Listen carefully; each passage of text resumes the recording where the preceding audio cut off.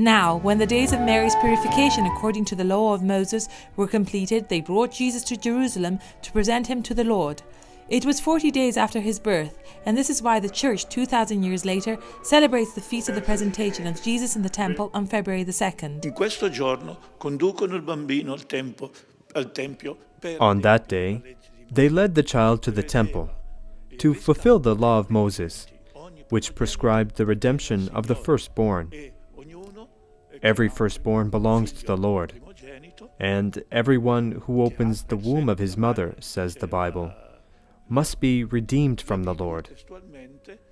The rich would offer a more expensive sacrifice, a lamb, and the poor would offer a simpler sacrifice of 2 turtle doves or 2 young pigeons. offriranno semplicemente il sacrificio più semplice di 2 tortore o di 2 giovani colombi. The memory of this event, which happened right here in Jerusalem, is very old.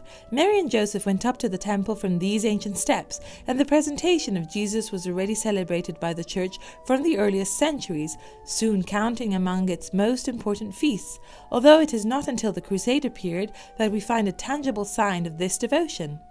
Dove sappiamo che nell'angolo della spianata We know that the corner of the Temple Mount, now the esplanade of the Mosque in Jerusalem, on the southeastern corner, that is, on the upper part of what is known as the pinnacle, there was a church dedicated to Saint Simeon's embrace of Jesus, announcing him as the promised Messiah who would bring light to the Gentiles.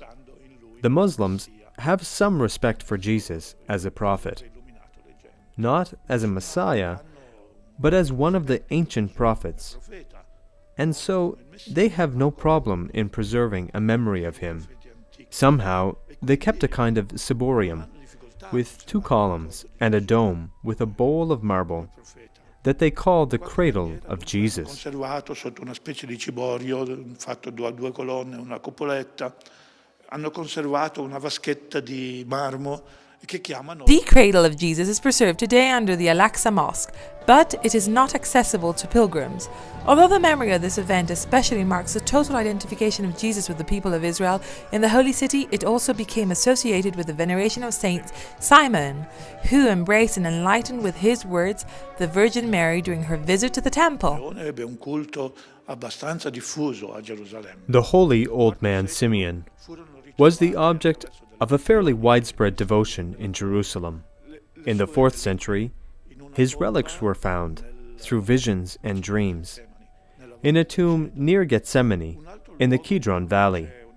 Another place where Saint Simeon is remembered belongs to the Greek Orthodox, and it is called the House of Simeon.